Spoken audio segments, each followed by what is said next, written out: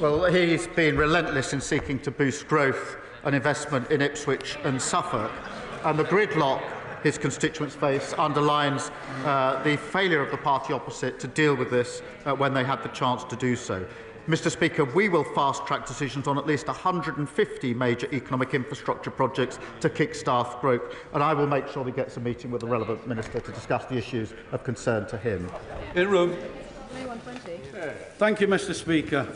As my right honourable friend said earlier, last week North Devon District Hospital got the devastating news that investment would be delayed 10 years beyond 2035. In the 5 years since the last government's empty promises, our hospital's maintenance backlog has grown to over £40 million. Given that £200 million has reportedly been spent just on consultancy fees for the new hospital programme, what funding for extra maintenance will be available for those hospitals that now face another decade of waiting? I thank him for raising this, and his constituents will be angry and frustrated at the empty, unfunded promises left by the Conservatives.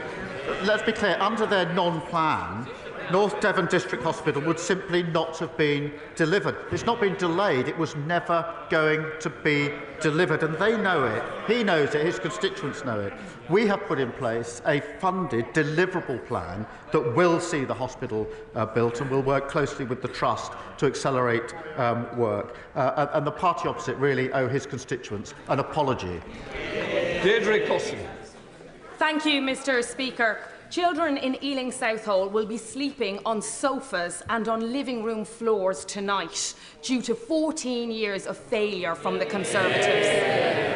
Ealing Council has joined over 100 councils trying to remove the barriers to give these kids a decent home to live in, something the party opposite don't seem to care about. As part of the government's plan for change, will the Prime Minister look at the 5 solutions put forward by these councils so we can secure the future of council housing for those children sleeping on the floor tonight? Well, she's right to raise this very serious issue. We are committed to working with every council to deliver the biggest increase in social and affordable housing in a generation. We're immediately taking action to reform the right to buy, to enable councils to borrow more cheaply, and investing in affordable homes programme. Paul Kohler. Thank you, Mr. Speaker. I entered politics, active politics, after an attack in my home was misused by others to promote their anti-EU, anti-immigrant agenda. My life was saved by 2 brave police officers from Wimbledon Police Station. But as a family, our lives were transformed by a restorative justice session organised by the charity Why Me, where we met one of my 4 attackers in prison. Will the Prime Minister meet with me to discuss how his government can give restorative justice greater emphasis and put victims at the centre of the criminal justice system, reduce recidivism and cut crime and costs? Can I send my sympathy for what the honourable member experienced? It must have had a profound impact on him and, of course, on his family. I too have seen the power of restorative justice, which does enable victims to receive answers, and perpetrators have to face the human cost of their crimes. Under the Victims Code, all adult victims must be told about restorative justice and how to access it. We can always do more, and I'll ensure that he gets the meeting that he wants with the relevant minister. Charters. Thank you, Mr. Speaker. I'm pleased to announce that this summer I'll be going on paternity leave again for baby number 2. And may I congratulate the Secretary of State for Scotland on his new arrival. The Chancellor spoke brilliantly this morning on growth, and I'm pleased to reveal that new JRF research shows that by increasing paternity leave, we could increase economic growth by £2.6 billion a year. So can I ask the Prime Minister, will he review statutory paternity leave? And from one father to another, will he meet with me and the Dad Shift to support and discuss how we can support new parents? Well, can I wish him and his wife all well with their new arrival?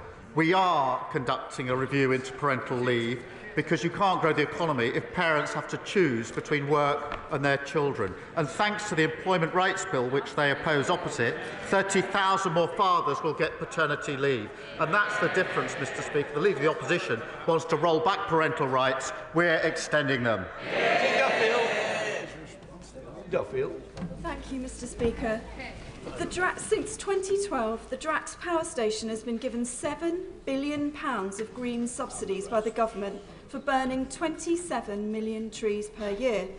That's enough money for 5 years of pensioners' winter fuel payments. While Ofgem has been asleep at the wheel, a recent KPMG report has concluded that Drax claimed those subsidies illegally.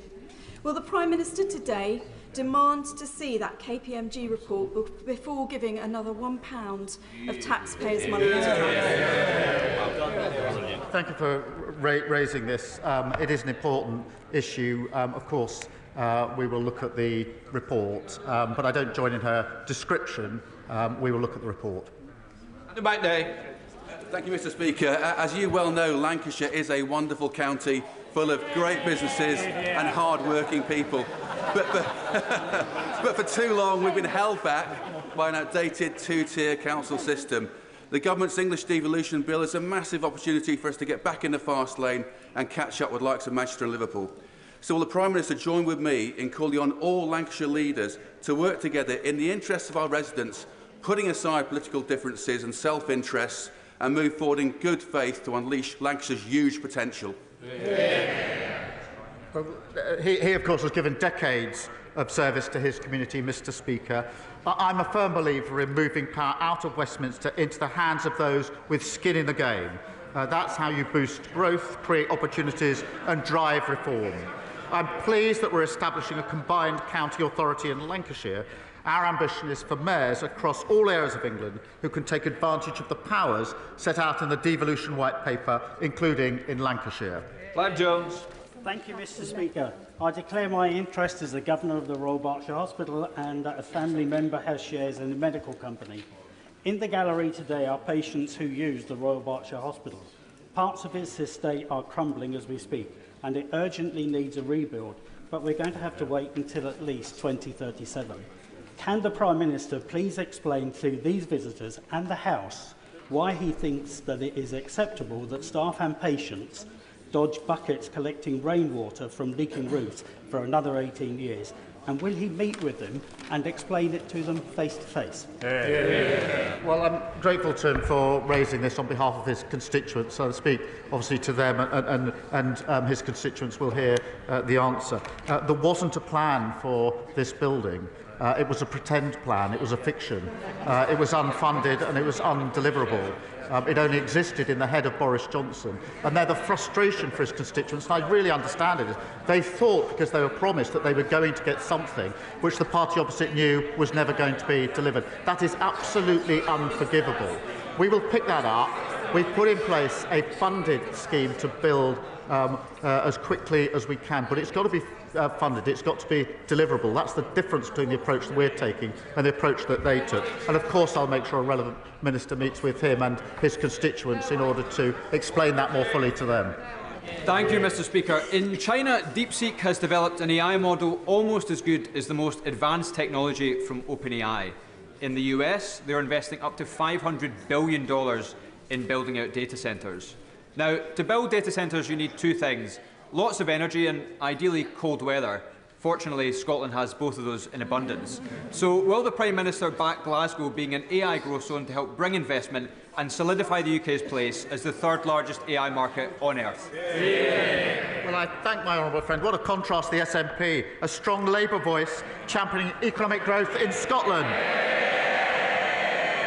The AI developments this week show why we're right to put artificial intelligence at the heart of our plan for change. We've already secured £39 billion of AI investment, which will create 13,000 jobs across the UK. I agree with him that Scotland has real potential for AI growth zones. I'll make sure that he gets to meet with the relevant minister to discuss. John Milne. Thank you, Mr Speaker.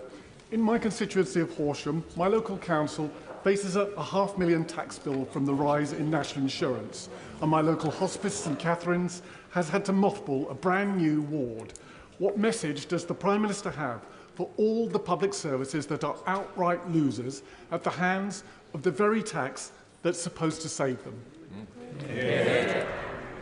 Well, I'm grateful for him for raising this, as he knows the settlement to local councils was an increase this year, so they have more money to deal with the problems they face. They were underfunded, broken by the last government. We've now put that support and that funding in place. That's the right thing to do.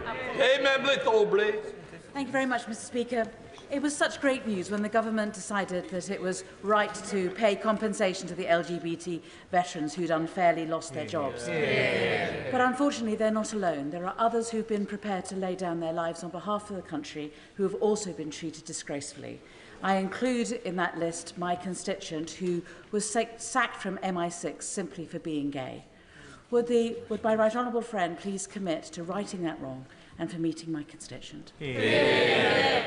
Well, I'm grateful to her raising this really important issue. All those who serve our country deserve our fullest respect and gratitude. Mr. Speaker, that's why we're righting the historic wrongs inflicted on LGBT veterans, already significantly increasing compensation available and enabling them to get their ranks restored. I know the issue she's raised is a real issue to the Foreign Secretary.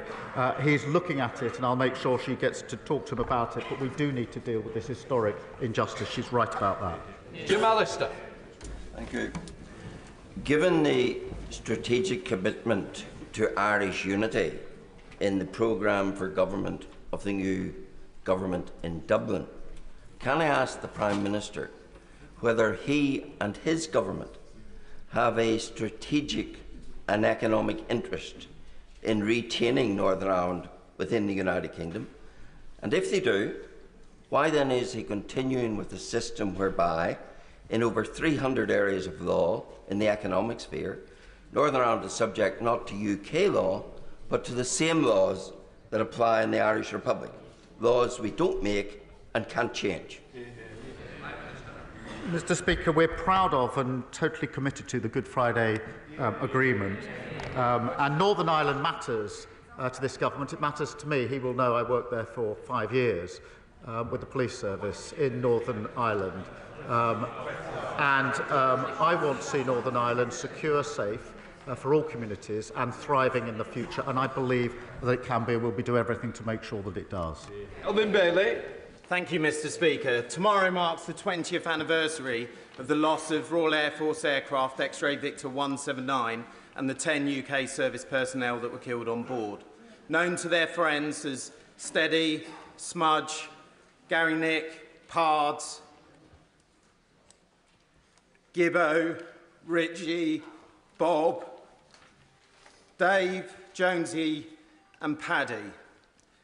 These people were killed on a routine flight between Baghdad and Balad as a result of a poorly protected aircraft. This was the largest single loss of life in the Iraq War. Would the Prime Minister join with me to thank and recognise our service personnel for their service and their sacrifice, and the stoicism of their family as we join to commemorate such a tragic moment? Well, I thank him for reminding the House of this case, and I know that condolences of the whole House remain with the families of these brave soldiers. We will never forget the vital role they played to support the coalition operation in Iraq. Can I thank him and pay tribute to his service? We are immensely proud of our armed forces and their courage and dedication as they keep our country safe. Sir Jeremy Wright.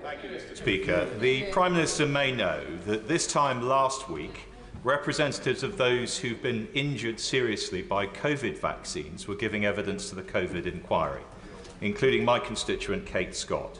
I hope he also knows that the compensation available to those people isn't adequate and isn't adequately accessible. I'm grateful to the Health Secretary for the thought I know he is giving to how that position may be remedied. But can I ask the Prime Minister to give his personal support to that objective? Not just because it's the right thing to do for the people affected, but also because it will support the objective we should all share to maintain public confidence in vaccination. Well, thank him for raising this, and as he says, the Health Secretary is looking at it, and I can assure him I will also look at it with the Health Secretary, and we will get back to him as we do so. Rachel Taylor. Thank you, Mr. Speaker. This week, I heard a story from an elderly resident in Bedworth. Colin Basra phoned the GP surgery to make an appointment for his elderly wife and was told no appointments would be available for 3 months. Does the Prime Minister agree with me that this is utterly shocking and horrifying and is a direct result of 14 years of neglect by the party opposite? Well, I thank her for raising it. She's right to raise it. She's absolutely right. The damage they did to the NHS was absolutely unforgivable. We are taking steps to make sure more GP appointments will be available. We're getting the waiting list down. We're putting the investment in the NHS. As with everything else, we're clearing up the mess that they left behind. Final question, Andrew Rosender. Thank you, Mr. Speaker. The Prime Minister should know that my constituents in Romford are shocked, angry and dismayed by the suggestion by the ONS that the population of this country will rise to 72.5 million by 2032. Mr. Speaker, that's 500,000 people a year, which is unsustainable. Yeah. Who voted for that? And will the government do something to ensure that the population of this country is sustainable going forward? Because there is no mandate for such a colossal increase in immigration in this country. I think he should talk to his leader. Because net migration went through the roof under the last government, nearly 1 million, quadrupled. And who was cheering it on? Who was cheering it on? The leader of the opposition. His constituents are right to be concerned about the loss of control by the last government. We're taking control. We will bring these numbers down. But the record is absolutely clear, and it sits right there. That completes Prime Minister's questions. We'll let the front bench change over.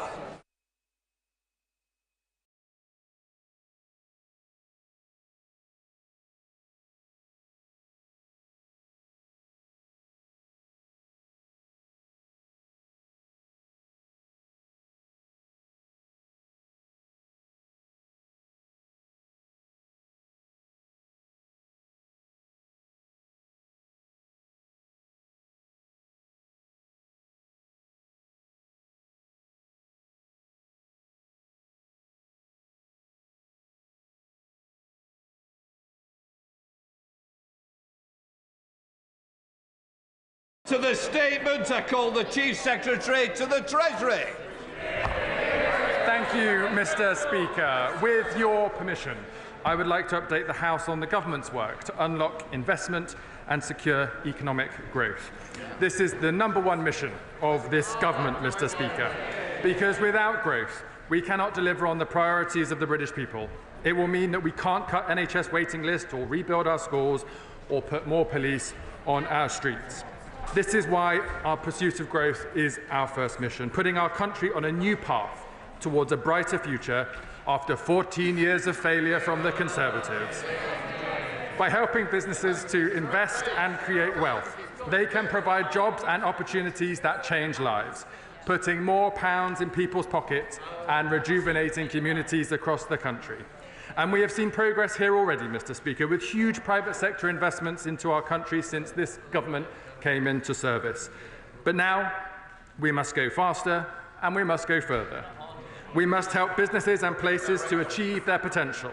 And we do this by being an active and strategic state, one that works in true partnership with businesses, investors and local leaders to deliver for the British people in every corner of the country.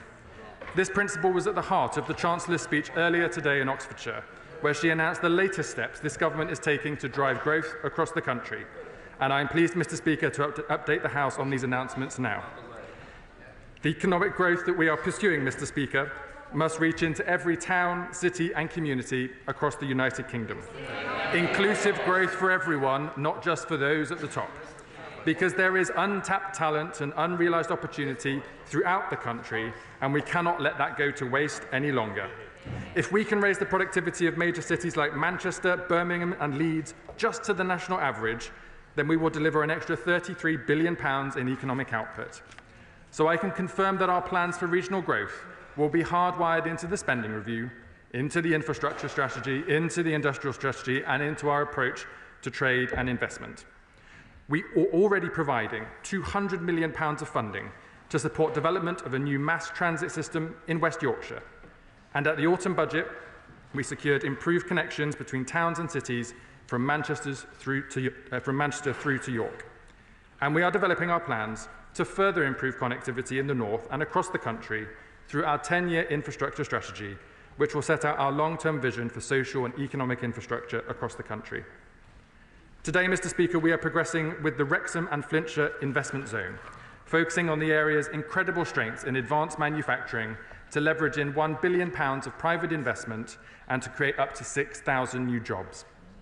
As the Chancellor announced at Davos last week, the Office for Investment will work hand in hand with local areas to develop opportunities for international inward investment, starting with Liverpool City Region and North East Combined Authorities, while the National Wealth Fund will build on its strengthened combined authority engagement to build a pipeline of investable propositions with mayors, starting with strategic partnerships in Glasgow City Region, West Yorkshire, the West Midlands and Greater Manchester. And sticking with Manchester, we are giving our support to the Mayor of Greater Manchester's plan for the redevelopment of Old Trafford, creating new housing, new commercial developments and a new stadium, but I am advised to inform the House not necessarily government-wide support for the team which play there. I'm pleased to update the House, Mr. Speaker, on our new approach to the Oxford-Cambridge Growth Corridor, a hugely exciting opportunity for the UK and the British economy. For centuries, these two cities have been synonymous with inspiration, invention and innovation. Economic analysis suggests that with the right support, the region could bring a GDP boost of £78 billion by 2035. Yet time and time again, governments have failed to capitalise on this remarkable area, most recently in 2021, when the last government dropped its commitment to what it called the Oxcam-ARC project. Through underinvestment, poor transport connections and a lack of affordable housing, the incredible growth potential of the area has been squandered, as people and businesses have been forced to move and invest elsewhere. No longer. Lord Vallance will act as our champion for the growth corridor, utilising his impressive experience in life sciences, academia and government to unlock growth opportunities across the region and promote its potential to investors across the world. And we will establish a new growth commission for Oxford to recognise and capitalise on the growth potential of this historic city.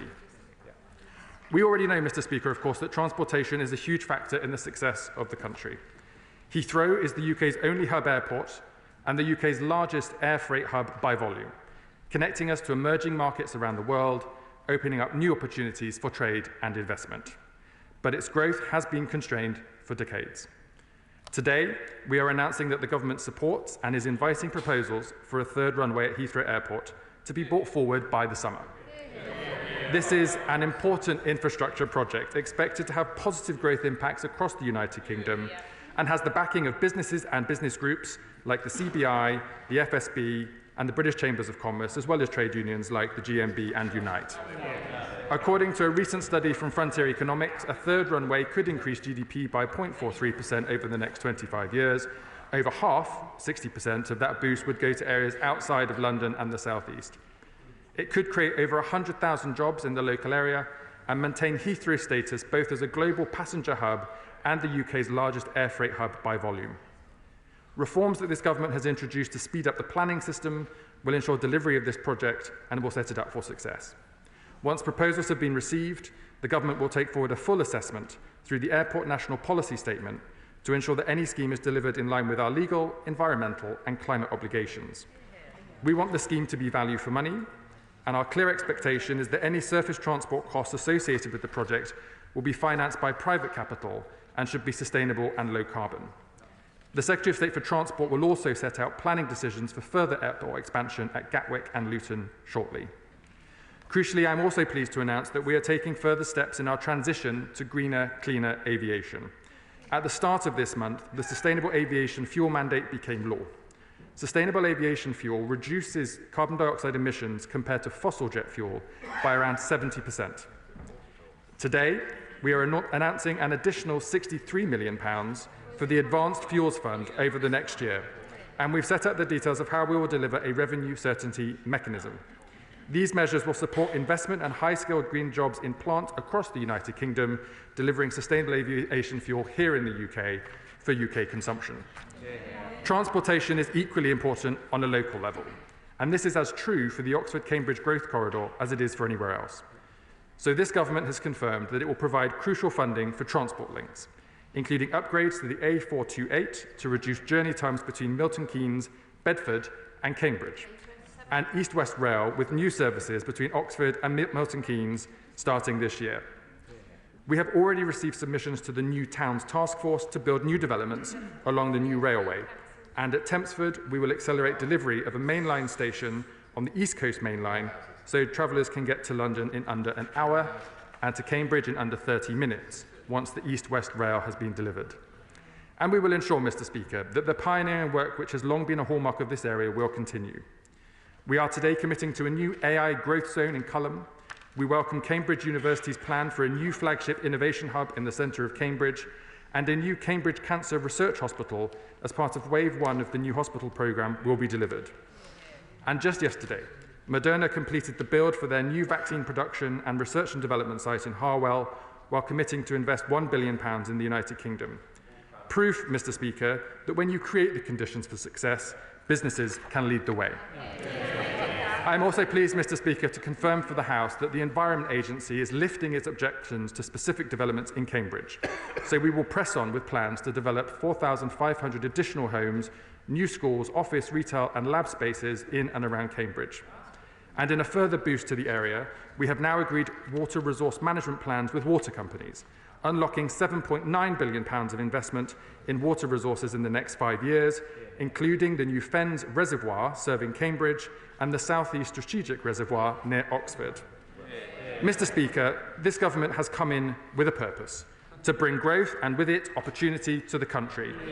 In just 6 months, we have taken the tough decisions to make that possible, and we are taking on the responsibility of a government that delivers real change for people, no longer the hollow promises of the Conservative Party, but change delivered under this Labour government. Working with business, working with local leaders to drive the growth that will lift up this country.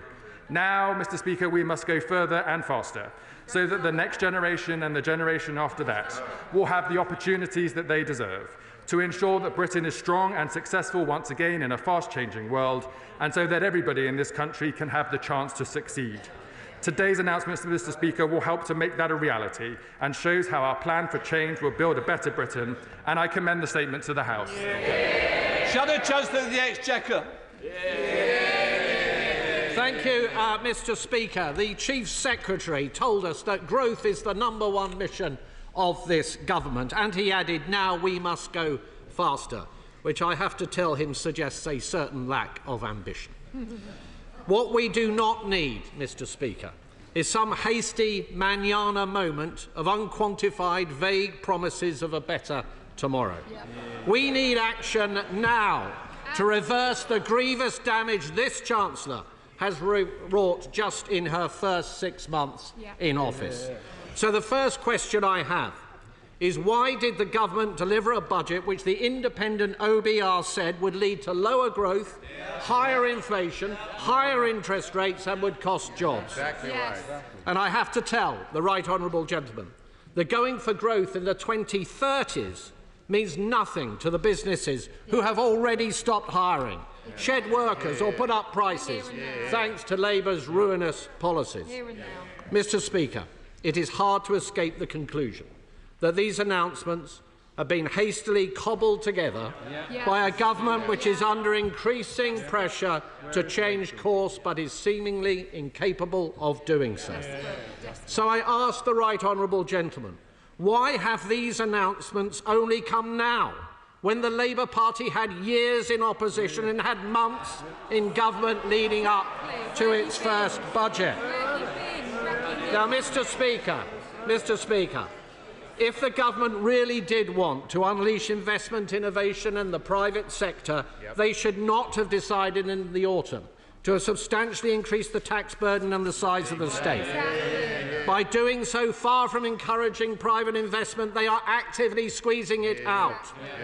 So can I ask the Chief Secretary to reassure businesses right now that there will be no further growth-destroying fiscal measures, including tax rises, in the spring statement? Mr. Speaker, is not the truth that the damage is already being done? That is the case even before the party opposite's tax rises bite in April. The economy is flatlining. That is happening right now. So I ask the right honourable gentleman, will any of these announcements actually have an impact within this Parliament? And what impact are they likely to have, if any, on the OBR's forecasts in March? Mr. Speaker, incredibly, the Chancellor said in her speech that businesses are what drive growth and the government should support them. Yet this is a government that has driven business confidence off a cliff, taxed it to the hilt, and through its upcoming employment legislation will be hitting them still further and with ever more job-destroying red tape. So can the Chief Secretary set out what the overall impact of government policy decisions since July has been on regulatory costs for businesses? And does he agree with the Business Secretary's extraordinary utterance on the media this morning that the government has not hammered businesses? The Chancellor claimed this morning she has seen no alternative suggestions from the opposition. Let me give her one now. Last year, the Conservative manifesto included £12 billion in welfare savings. At the time, the Labour Party said the money simply isn't there. Now we are told that the government will shortly be coming forward with plans for welfare reform, another Damascene conversion. Mr. Speaker, if they had grasped this issue when they came into office, they could have tackled the rising welfare bill rather than taxing jobs and killing growth. Their failure to act means that businesses and millions of people are paying the price. So can the right honourable gentleman today commit to matching that £12 billion? Or can he at least tell us the scale of savings we can expect from his promised reforms?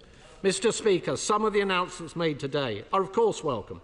The role of the opposition is not to oppose for opposition's sake, not least because many of the measures are reheated from the previous Conservative government. The plans on pension investment, for example, seem oddly familiar to us, probably because they were simply to continue the reforms that I was bringing in when I was Secretary of State at Work and Pensions. But even here, we must wait and see before passing judgment, because the fact of the matter is this government have shown we simply cannot trust their word. They promised not to raise taxes, they did. They promised not to cut winter fuel payments, they did. They promised not to borrow more, and they did. We need to see action, not just words. Mr. Speaker, the Chancellor talks about removing barriers to growth. Oh yes, she talks about it. But this talk comes from the same person whose budget killed the economy and growth, stone dead. If we are looking to remove the greatest barriers to growth in this country, perhaps we should start with the Prime Minister and the Chancellor of the Exchequer. Chief Secretary. Thank you, Mr. Speaker. I mean, look, the House is indebted to the Shadow Chancellor, Mr. Speaker. A lecture from Mr. Momentum himself on the need for speed from this government. Well, let me tell him that in the last 6-7 months, this government's done more than that lot did in the last 14 years, Mr. Speaker. And he's asked me, Mr. Speaker, he's asked me about our plans working with business. The comments from business leaders and investors today speak for themselves, Mr. Speaker. Our plans are welcome from business and we'll be working in partnership with them to deliver for this country. And he asked me about work, Mr. Speaker. Look, the Labour Party makes no secret of the fact that we like to support people into work. That's why we were created in the first place. Strong, secure work, with rights at work, with secure incomes to help make your family finances add up. But the real truth in the data, Mr. Speaker, is under the last government, too many people were waiting at home sick, unable to get their NHS appointment, unable to get access to mental health services so that they could be helped back into work. Too many people were waiting at home, waiting for training, unable to be able to seize the opportunities advertised in front of them. This Labour government will not take that as a luxury. We will work at speed. to give people the work that they deserve. And Mr. Speaker, I think the heart of the Shadow Chancellor's statement was a truth for the country to consider. That under the last administration, it was promises cancelled, and under this administration, it's promises being delivered. Chair of the Select Committee, Dame Meg Hillier. Thank you, Mr. Speaker, and I welcome this government's commitment to infrastructure investment and for telling the world that Britain is open for business. But to deliver on all of this, we'll need a really skilled workforce to deliver on these major construction projects. So could the right honourable gentleman set out how the government is going to make sure that we've got the skills to deliver what he's promised today? Minister. Thank you, Mr. Speaker. I thank the Chair of the Treasury Select Committee for her question. This is an important test of turning policy into real-world delivery. And through our infrastructure and industrial strategies, we are engaging right now with businesses and investors across the country so that as we bring forward our plans, we have a skills and training system that actually creates opportunities for people to take the jobs that we need them to do to help get Britain building. This will be a crucial part of our approach to infrastructure so that every person across the country can seize the benefits of the plans of this government. Daisy Cooper, the Liberal Democrat spokesperson. Thank you, Mr. Speaker. The government is absolutely right to focus on economic growth, but their blinkered approach on Europe is holding back British businesses and stifling the very growth we need to fund our public services. By ruling out negotiations on a bespoke customs union and a youth mobility scheme with the EU, the Chancellor's dash for growth will be more like a slow crawl in a car with the handbrake on. In order to turbocharge economic growth, will the government start negotiating these initiatives now? Mr. Speaker, to unleash growth through our small businesses, the Chancellor should scrap her national insurance contributions rise and instead seek to raise the same amount of money through the measures that we Liberal Democrats have suggested, reversing the tax cuts on the big banks, increasing taxes on the big tech and gaming companies and reforming capital gains tax in a way that would be fairer and raise more money. Will the government look again at these alternative revenue raises and lift the burden that government has placed on small business? On airports, the Chancellor has voiced her support for Heathrow expansion and suggested it will be forthcoming for other airports, something that we Liberal Democrats oppose because it will deliver minimal growth but at huge cost to the climate. Can the government confirm if they intend to abide by the advice from their own climate change advisers that no airport expansions should proceed until a UK-wide capacity management framework is in place? In the midst of a climate emergency, can the government give a cast-iron guarantee that the so-called refreshed carbon budget that the Chancellor referred to will not water down climate targets? And what does the government have to say to those experts who say that sustainable aviation fuel is not realistic or scalable? On the Oxford-Cambridge Growth Corridor, Mr. Speaker, we really welcome plans that further boost the UK's position as a European and global science leader. Can the government confirm that there will be enough money for the whole of the route to be constructed on the East-West rail route? And will the government confirm that they will work hand in glove with local authorities to minimise the environmental impacts, introduce infrastructure before or alongside housing, and maximise local community benefits? Minister. Thank you, Mr. Speaker. As the Honourable Lady knows, this government committed in its manifesto not to rejoining the single market or the customs union. We will honour that promise. But the trade deal that the previous government put together was clearly not good enough. There is room for us to improve our trading, energy and security relationships with our friends in the European Union, and my ministerial colleagues are in active discussions with their counterparts to take that forward. She invited me to speculate on any future budgets. Of course, that's above my pay grade, but I'm sure the Chancellor heard her suggestions. And on airports, as I said in my statement, Mr. Speaker, all of our plans will be in line with our legal obligations. And of course, we do recognise the need for more sustainable fuel and sustainable transport as part of these expansion plans. She last asked me about something I can't read in my own handwriting. So the House will have to... Oh, East-West Rail, thank you. I thought it was EU again, and I couldn't read my handwriting. East-West Rail. The whole premise of the growth corridor, of course, is that you have that transport spine through the corridor that allows for all of the developments around housing or lab space or communities around it. So it's a crucial part of our plans, and we will make sure that it's delivered. Joe Morrow. Congratulate the Chief Secretary and the Chancellor of the Exchequer on a plan for growth which is both concrete in terms of shovels in the ground now and also forward-looking building on our scientific and skills base to drive long-term jobs and higher living standards. Now, I know that the Heathrow expansion will help businesses in the North East, but for the sake of those of us who are not Manchester United fans, could he clarify that much of the investment in the Man U development will be private sector based, and could he also set out how it will help the rest of the North, and particularly Newcastle United fans like myself? Minister. Thank you, Madam Deputy Speaker. I thank the Chair of the Science and Technology Committee for her question. She and her committee knows the huge advantage we have in the UK with our brilliant universities and research and development ecosystem, which is why we are supporting them and putting rocket boosters underneath their activity to develop world-leading and frontier research and innovation, but also stimulate economic growth across the country. The Honourable Lady is right that the development in Manchester is a broad set of developments, private financed around housing and commercial opportunities, as well as the work that Manchester United want to do in relation to their football stadium. I'm afraid I should inform the House now that I probably can't give a running commentary of the stadium applications for all football clubs across the country, and she'll have to forgive me for not knowing the latest plans for Newcastle. Sir Oliver Dowden. Can I welcome the government's conversion to a third runway at Heathrow? The sort of connectivity that enables, particularly with fast-growing economies in Asia and the Gulf, is essential to growth. But what assurance can the Chief Secretary to the Treasury give to the House that this project won't be subsequently stymied by an absolutist approach driven by ideology towards carbon emissions, which will drive it into the ground at a later moment, because we've been down this path before? Minister. Thank you, Madam Deputy Speaker. The Right Honourable Member knows he's been down the path before, because it was his government that went down it and blocked all of these developments from happening over the last 14 years. The reason this government is working on reforms to the planning system and looking at national policy statements, thinking about our skills and infrastructure supply chains, unlocking private capital, is because we are a government that wants to get Britain building again, not blocking the projects that have been stalled for years under the last administration. Select Committee Member Jivan Sandhu.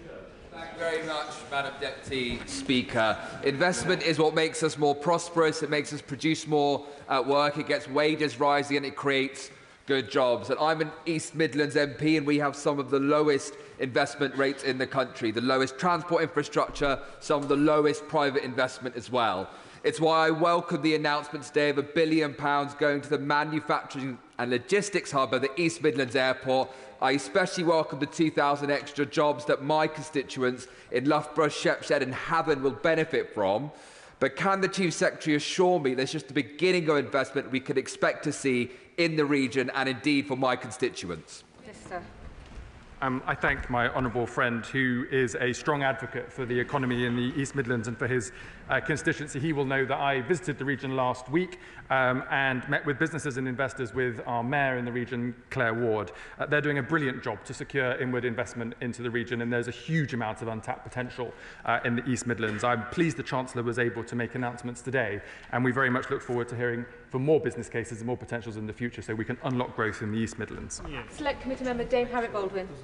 Thank you, Madam Deputy Speaker, and I'm sure the Chief Secretary knows and admires the plan for growth of Worcestershire County Council, which is Conservative-led. They've been working through it. They've built a new train station on the North Cotswold line, which connects Worcestershire to Oxford. And a lot of that line is still single track. So will he urge the Oxford Growth Commission to have a look at the extensive work that's been done by Oxfordshire County Council and Worcestershire County Council to find a way to double the frequency of the train services on that stretch of track? Minister. I thank the Honourable Lady. The Growth Commission will be looking at all potential options for stimulating growth. We want to try to find these strategic enabling investments across the country to unlock, for example, house building and inward investment, and I'm sure they'll look at those proposals with interest. Select Committee Member Rachel Blake. Thank you, Madam Deputy Speaker. Can I thank the Chief Secretary for his statement about investment and growth? And does he agree with me that the role that new towns will play in tackling our country's housing crisis, and how important it is that alongside the homes in the new towns, we see the delivery of new social infrastructure as well? And can he outline with me how those plans will be working?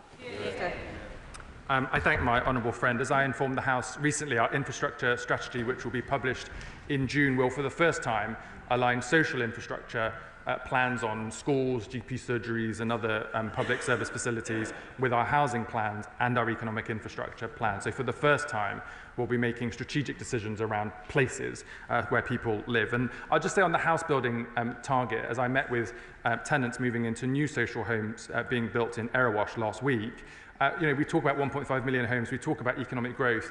Actually, in every one of these buildings is someone's life, their opportunities, the dreams that they want to fulfill. This government is delivering on economic growth, but it's doing so because the people at the heart of all of these decisions are the people that we need to get the economy moving and Britain doing well in the future. Select Committee Member John Clare. Thank you very much, Madam Deputy Speaker. One of the fundamental enablers of growth in the economy is financial services and opening up the markets to invest. I think there was a consensus across this House in the last Parliament in the Financial Services and Markets Act that gave that framework to do that. Could I ask the Chief Secretary what concrete proposals have come forward and are under consideration from the FCA and the PRA to change some of the restrictions that stop the right levels of investment? This week, the government enabled, I think, around 100 billion of surplus funds from DB pension schemes to be made available. Can he confirm that what proportion of that money will be actually invested in what time frame? Because I think the concern around these announcements is the delay to tangible, calculable economic impact. Minister. I thank the right honourable member. I would point him to the Chancellor's Mansion House speech, which set out in detail this government's approach to financial services, an important enabler for the UK and a particular strength that we have globally, as I know he knows very well. In respect of his particular question, I will need to write to him with the answer, but what he can see is that this government is taking action to unlock investment into the UK economy, and as has been reported, the Prime Minister and the Chancellor have been meeting with regulators to make sure that they are geared for growth as well as for protecting consumers. Ruth Cadbury. Thank you, Madam Deputy Speaker. And I also welcome the Chief Secretary's statement today and the Chancellor's announcement about the many excellent transport schemes that this country so badly needs. And the Transport Select Committee will look at these proposals, but starting with looking at the new proposal for Runway 3 at Heathrow.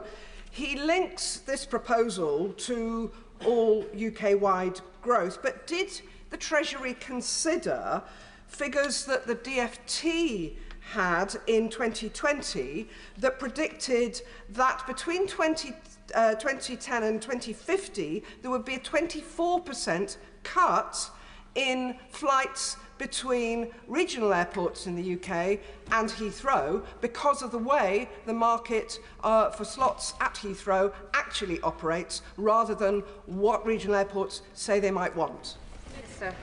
I thank my honourable friend, the Chair of the Transport Select Committee, for her question. I think the question alludes to the fact that this is not just the announcement of a runway, but it's the announcement of a project where we need to make sure that it's optimised for delivering growth for the whole of the United Kingdom, as I made clear in my statement. That does mean we'll need to work with regional airports. We will need to look at how the slots are allocated at Heathrow to make sure that Heathrow's business model optimises opportunities for regional airports and the whole of the United Kingdom. And that is a commitment that the government has made very clear today. Select Committee Member Bobby Dee. Thank you, Madam Deputy Speaker. The whole House supports a focus on growth. It's good for our prosperity and key to funding our public services. But growth not only has a rate, but a direction too. And how we seek to achieve growth is about choices. And if we choose to back measures that undermine our net zero targets, then we might be going for growth today with severe consequences for tomorrow. So how does the government justify its choice to back Heathrow expansion over more sustainable rail transport projects across the country? Minister. I thank the honourable member. I'm sure he will share my view that you can achieve growth through your net zero plans. These things are not an either or. And for example, the announcement on this government supporting investment into Heathrow today and our investment into the state sustainable aviation fuel sector will stimulate investment into net zero technologies and industry in the UK. This can be a win-win for the economy and for the environment. Connor Naismith. Deputy Speaker, and can I welcome my right honourable friend's statement today, which I think demonstrates a real commitment by this government to take the shackles off our economy. And can I particularly welcome his commitment to a 10-year transport infrastructure plan, as well as the measures already announced to boost connectivity across the Pennines and elsewhere. Will he commit to continuing to see what can be done to address connectivity and capacity challenges north of Birmingham arising from the cancellation of HS2? I thank my honourable friend. These are exactly the issues that departments are now considering as they bid to the Treasury in the spending review. As we move into those negotiations in March, we will have to look at the best growth potential for those and what we can get delivered on what time frame, and we'll be able to confirm those plans in the coming months. Richard Holden. Thank you very much indeed, Madam Deputy Speaker. There's nothing in the statement today about the Lower Thames crossing, already delayed twice by this government, one of the biggest infrastructure projects, which is going to have a huge impact on the entire country in terms of that crossing and what it's going to do. Also, for my constituents, the biggest issues around growth, when I'm visiting businesses, are around those taxes which have been introduced on business, particularly on family companies, and also on the jobs tax. Why isn't the government actually addressing those real issues, which are just not addressed in the statement today? Minister. The Chancellor will be very disappointed, Madam Deputy Speaker, that the honourable member didn't listen to her speech. The Chancellor did announce today in her speech that we are in, because, Madam Deputy Speaker, we are in negotiations with the project leaders at Lower Thames Crossing. We are committed to bringing it forward, and we'll have further announcements to make in due course. Andy Slaughter. Thank you very much, Madam Deputy Speaker. Can I congratulate the Chief Secretary on his statement, but add a word of caution on his plans for Heathrow? Will he ensure there's a full cost-benefit analysis of any plans for a third runway that looks at the costs of the climate, to public health and to already saturated transport infrastructure? Almost 40 years of dealing with Heathrow has taught me that what is good for Heathrow's shareholders is usually bad for its neighbours, for the climate, and that it's government at all levels that's left to pick up the costs and clean up the mess. Minister. I thank my honourable friend for his question. I know he's been working on this issue for many years. As I've said previously, we want this Heathrow project to be a success for the whole country, and that means in relation to sustainable low-carbon transport connectivity, but also for local jobs and the local economy. As I said in my statement, as proposals are put forward by Heathrow, the government will consider them in the normal way, in line with all of our legal obligations. Sarah Olney. Thank you, Madam Deputy Speaker. In November 2024, giving evidence to the Treasury Select Committee, the head of the OBR, Richard Hughes, stated that further investment in infrastructure, such as extending airport capacity, will not deliver high economic returns as the UK is already highly connected. So without a proposal on the table for Heathrow, how can the Chancellor be so sure that a third runway will drive high national economic growth? I thank the honourable member. We hear from businesses, investors, business people, travellers, people that want to be able to come through London or the UK, that we are losing trade and investment in relation to other hub airports on the mainland in Europe. We have every opportunity to secure that here in the UK. That will, by its very nature, secure investment, jobs and economic growth. Rachel Hopkins. Thank you, Madam Deputy Speaker. Earlier, the Chancellor highlighted the redevelopment of Old Trafford in her speech. But similar investment is happening in Luton, with Power Court set to be the new home of Luton Town Football Club. This mixed-use housing and commercial development will bring new opportunities and support regeneration of our town. So can I invite the Minister to join me on a visit to see how it will be a key driver of economic growth across Bedfordshire and the Eastern region? Minister. I thank my honourable friend. She knows I don't get let out of the Treasury very often, but when I do, I'm sure I will be delighted to come and visit. And look, Madam Deputy Speaker, these are classic examples where, by working with private investors and local businesses, working together to coordinate investment on maybe road junctions or rail or housing developments or even football stadia, that you can get to a point where you unlock economic growth for people, improve their community, and we're absolutely interested to look at all of those opportunities. Sir Gavin Williamson. Thank you, Madam Deputy Speaker. With the increase in employers' national insurance contributions, what assessment has the Treasury made as to whether this will increase business investment or decrease it? Minister. I think the right honourable member is inviting me to speculate on the OBR forecast, which will be presented to the House on the 26th of March. John McDonnell. There's so much to be welcomed in this statement, but sadly I believe it has been tainted by the decision on the third runway at Heathrow. When such a decision is made, by the Chancellor, by the Government, it's important that there's full openness and transparency so that we can explain the Government's thinking to our constituents. So could the Minister ensure that the papers that led to this Damascene conversion for some members of the Cabinet are published openly, that particularly those with regard to how to tackle the carbon emissions that will be increased, particularly in how it meets our carbon capacity statements. Secondly, how the agriculture in this country will be converted to meet the SAF requirements, how the noise contours will impact upon so many more people, 2 million, how the emissions at the moment in terms of the air pollution will be tackled that are already above the legal limits, and also how the 8,000 to 10,000 of my constituents will be rehoused when 4,000 properties are demolished as a result of this decision. Thank you, Madam Deputy Speaker. As I confirmed to the House today, we are inviting applications from Heathrow which will be considered in the normal way. When those applications have been received and due diligence is undertaken, we'll be able to report the details that will answer his questions in due course.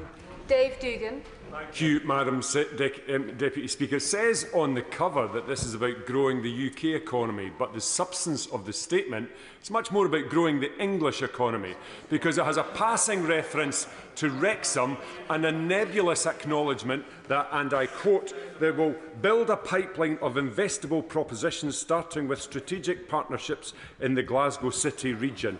Well, perhaps the Chief Secretary can explain, flesh out what that means, and at the same time explain why he didn't allocate any funding to reimburse Edinburgh University for the supercomputer, invest in SAF in Grangemouth, or invest in the ACON project in the North East.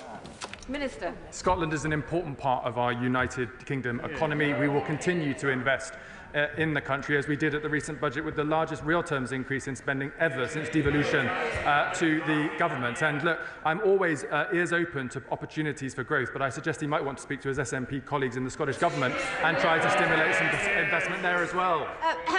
Order. Hall War. Speaker, can I warmly welcome today's plan for growth, which stands in stark contrast to the low-growth, low-wage, low-investment economy of the last 14 years. But as welcome as the Old Trafford development is, the House will know I'm a Dale fan, and can I therefore urge the Treasury and himself to warmly support the Atom Valley Mayoral Development Zone, which is being pushed by Andrew Burnham to help advance manufacturing in Rochdale?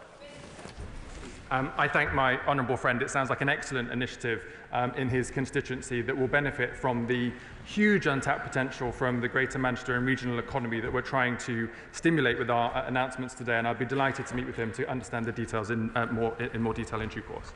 Martin Victor. Thank you, Madam Deputy Speaker. In his speech, the Chief Secretary said he wanted economic growth to spread to every town, city and community, something we can all agree with. I have been campaigning for many years to restore the direct